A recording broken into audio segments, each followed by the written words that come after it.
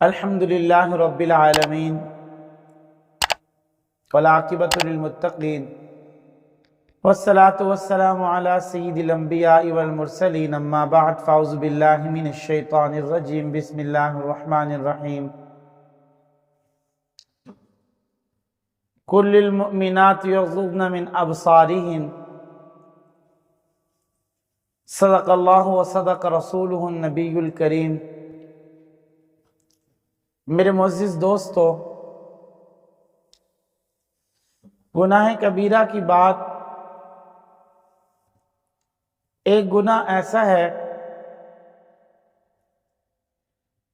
جو تمام گناہوں کی طرف آمادہ کرتا ہے انسان کو، وہ ہے بد نظری۔ ابن جوزی رحمہ اللہ نے بہت سے نقصانات اور بہت سے واقعات لکھے ہیں۔ یاد رکھیں، نظر شیطان کے تیروں میں سے ایک تیر ہے، اور صوفیہ کرام لکھتے ہیں کہ نظر ایسا تیر ہے جو کبھی بھی خطا نہیں جاتا۔ انتہا واجب الاحترام، اللہ رب العزت نے قرآن کریم میں خود ارشاد فرمایا کہ اپنی نگاہوں کو نیچا رکھو۔ بد نظری انسان کو گناہوں کی طرف مائل کر دیتی ہے۔ آج ہم دیکھتے ہیں، اخبار اٹھا کر دیکھ لیں، تب لڑکی کی تصویر، کوئی اور کسی کی ایڈورٹائز پوسٹر ہے تو اس پر لڑکی کی تصویر، ٹی وی، وی سی آر، انٹرنیٹ، جو چیزیں ہیں ان میں سب سے پہلے لڑکی کی تصویر۔ تو یہ بد نظری کے بہت سے نقصانات ہیں۔ ابن جوزی نے رحمہ اللہ تعالی نے لکھا ہے کہ ایک بد نظری کی وجہ سے ایک حافظ قرآن بھول گیا، ایک مؤذن کا ایمان چلا گیا، اور ایک شیخ التفسیر اپنی ساری احادیث اور قرآن بھول بیٹھا۔ بہت سے نقصان ہوتے ہیں۔ میرے معزز سامعین، ابن جوزی نے اپنی کتاب میں ایک واقعہ لکھا ہے۔ ایک بزرگ تھے، ان کے بہت سے مریدین تھے، حج کے لیے روانہ ہوئے۔ حج کتنا عظیم سفر ہے، حج کا سفر کتنا عظیم سفر ہے اور کتنی اہم عبادت ہے۔ اسلام کے رکن میں سے ایک رکن ہے، اور حج ہی وہ ہے جو انسان کو اللہ سے ملاتا ہے، محبت سکھاتا ہے، اور اس میں انسان ایک ہی لباس میں، بغیر سلا لباس، بال کھلے ہوئے، سر پر کچھ نہیں، ایک ہی صدا لگاتا ہے، لبیک اللہم لبیک، دیوانوں کی طرح جاتا ہے۔ کتنی اہم عبادت ہے میرے معزز سامعین۔ حج کے لیے نکلا، مریدین بھی ساتھ تھے۔ عموماً ہمارے یہاں بھی ایسا ہوتا ہے، اگر کوئی پیر صاحب حج کے لیے جائیں تو اکثر لوگ ان کے ساتھ چلے جاتے ہیں۔ تو وہاں بھی ایسا ہی ہوا، بزرگ حج کے لیے نکلے، اکثر مریدین ساتھ تھے۔ راستے میں ایک کنویں پر، پہلے جو ہے وہ کنویں ہوا کرتے تھے جہاں پر پانی نکالا جاتا تھا ڈول سے، تو وہ پانی پیتے تھے۔ تو ایک دوپہر کے وقت، گرمی کا شدید موسم تھا، دوپہر کے وقت ایک کنویں پر سٹاپ کر لیا، بریک لگا لی، سفر سے تھکے ہوئے تھے، کچھ آرام کر لیں۔ لوگ عموماً وہاں پر کپڑے دھوتے تھے، تو شیخ کی نظر پڑی ایک خوبصورت نوجوان لڑکی پر۔ اب جب اس دوشیزہ پر نظر پڑتی ہے، اب شیخ نے اس کے لیے سوچنا شروع کر دیا۔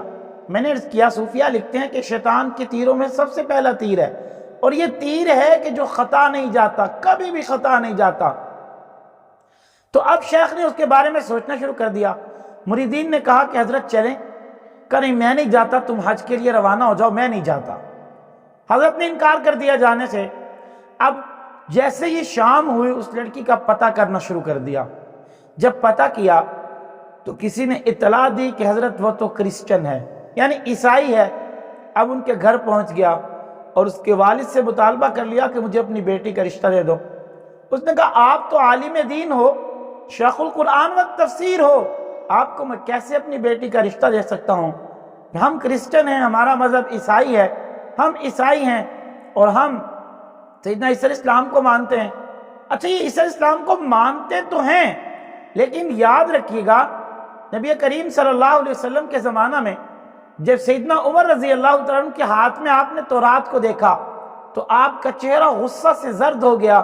آپ نے فرمایا عمر کیا پڑھ رہے ہو؟ تو کہنے لگے میں تورات کو پڑھ رہا ہوں.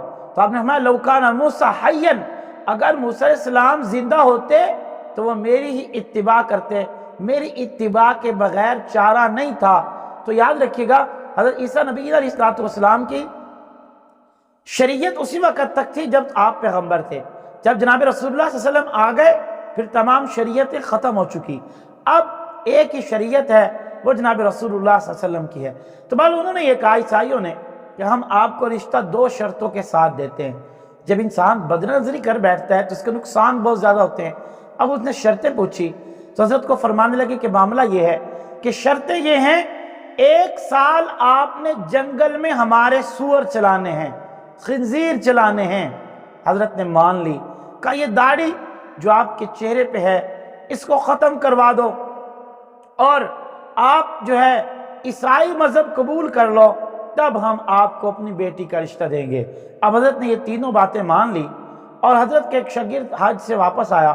شاگرد بعض اوقات استاد سے بہت محبت کرتے ہیں، تو اس طرح کا ایک شاگرد تھا. اب دیکھا حضرت درس حدیث پہ نظر نہیں آ رہے، حضرت کو تلاش کیا نہ ملے. جس کنویں پر چھوڑا تھا آخر کار وہاں پر پہنچ گیا. اب کہنے لگا لوگوں سے اطلاع لوگوں سے معلومات لینی شروع کر دی کہ فلاں طرح کا ایک شیخ تھا، وہ ہمیں درس الحدیث پڑھاتے تھے اور ہم اس سے درس الحدیث پڑھا کرتے تھے. یہاں پر اس نے ہمیں جواب دے دیا تھا کہ میں آپ کے ساتھ حج پر نہیں جاتا، لیکن آج وہ مجھے نظر نہیں آ رہے. کسی نے کہا ہاں جاؤ فلاں جنگل میں وہ سور چرا رہے ہیں، جاؤ ان سے مل لو. اب یہ بات سن کر شاگرد کے دل پہ چوٹ لگتی ہے، دل خون کے آنسو رو پڑتا ہے.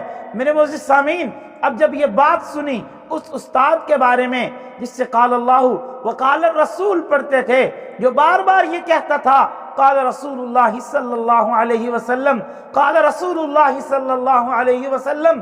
اب اس کے بارے میں جب انسان یہ بات سنتا ہے، حقیقت یہ ہے کہ دل پہ چوٹ لگتی ہے. فوراً پہنچ گئے، اس جنگل کا رخ کر لیا. شیخ کو دیکھا کہ چہرے پہ داڑھی نہیں ہے، شیخ کے سر پہ ٹوپی نہیں ہے، خنزیر کو چلا رہے ہیں. اب جب دونوں باتیں دیکھی فوراً پوچھ لیا آپ تو قرآن کے حافظ تھے، کیا کچھ یاد ہے؟ تو کہنے لگے ہاں ایک ہی آیت یاد ہے، باقی بھول چکا ہوں. کہ وہ کون سی آیت ہے؟ وَمَا مَن يُضْلِلِ اللَّهُ فَلَا هَادِيَ لَهُ، جسے اللہ گمراہ کرے اسے ہدایت کوئی نہیں دے سکتا. میرے معزز سامعین، اللہ سے دعا کر دی، سجدے میں سر کو جھکا لیا.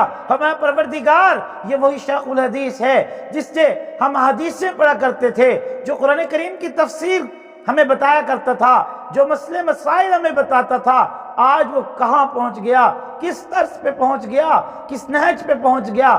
فوراً اللہ رب العزت کی طرف سے رحمت متوجہ ہوتی ہے، شیخ کو ہدایت ملتی ہے اور وہ شاگرد شیخ کی ہدایت کا سبب بنتا ہے. شیخ فرماتے ہیں کہ 40 سال تک میرے سینے میں وہ جو نور تھا وہ نہ آیا. اس کے بعد میں نے کہ علم کا نور کو محسوس کرنا شروع کیا. میرے معزز سامعین، ابن جوزی نے ایک دوسرا واقعہ بھی لکھا. فرماتے ہیں کہ ایک مؤذن مینار پر اذان دینے کے لیے چڑھا. جب مینار پر اذان دینے کے لیے چڑھا تو اس نے کیا دیکھا کہ صحن میں ایک خوبصورت لڑکی پھر رہی ہے.